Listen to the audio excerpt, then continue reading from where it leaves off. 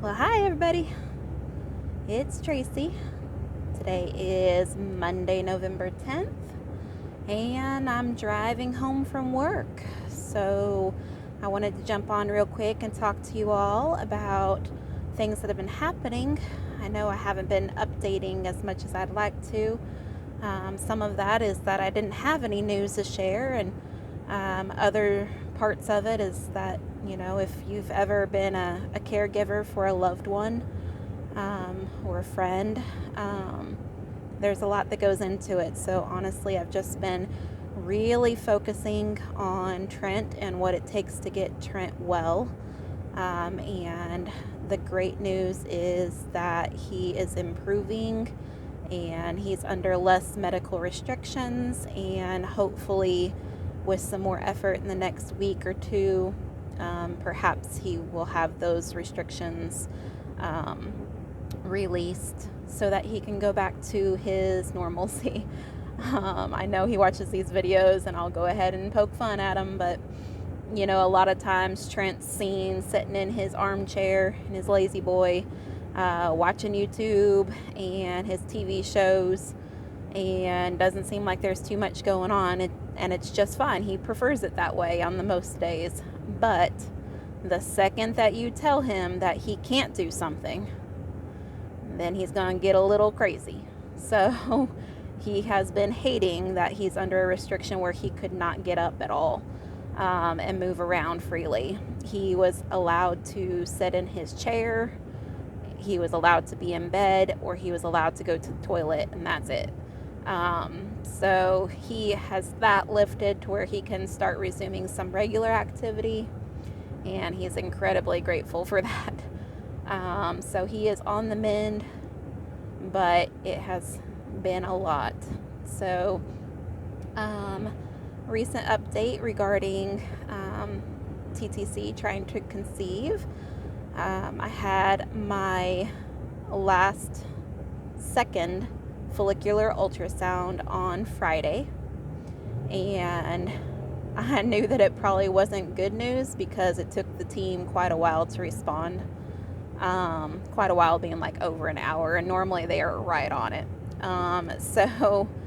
I did hear back from them, and I still have one egg on my right side. However, there had not been a change in its size.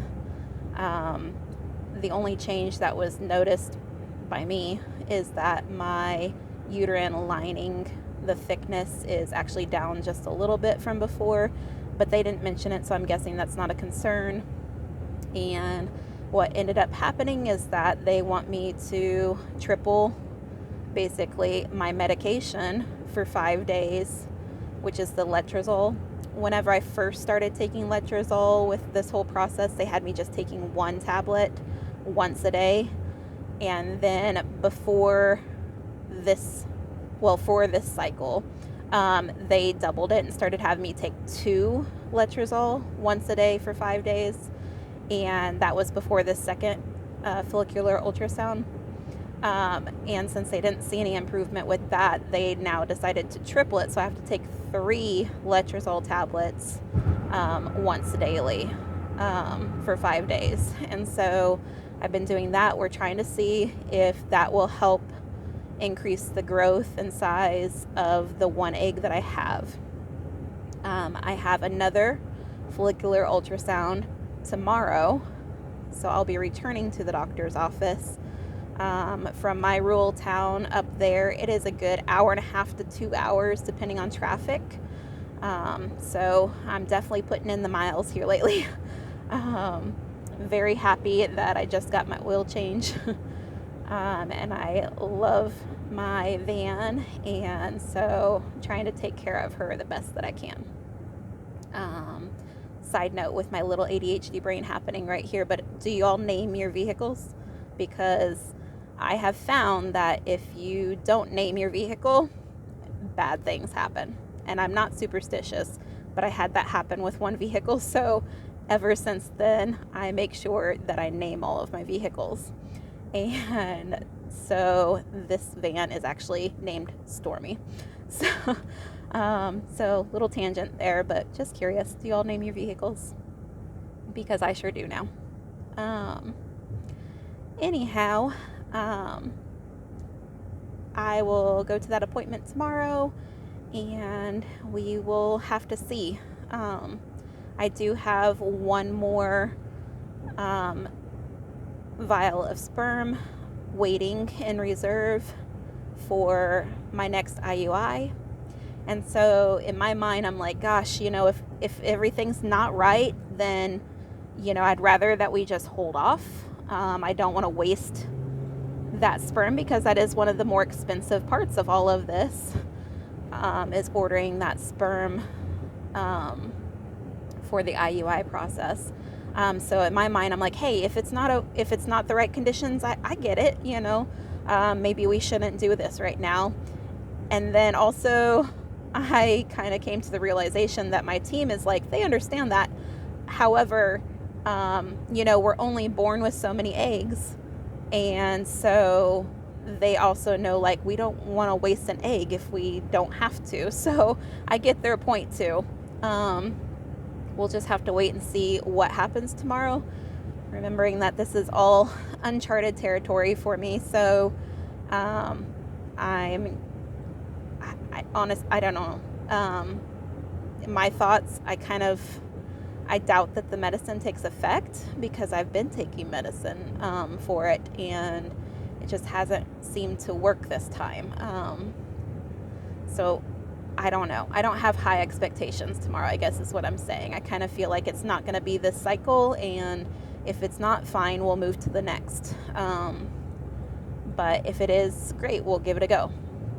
So try not to put a whole bunch of pressure on myself. I have eased up about some things. I'm not stressing myself out as much about things. So the caffeine restriction, I've kind of dabbled in a little bit of caffeine, nothing too much.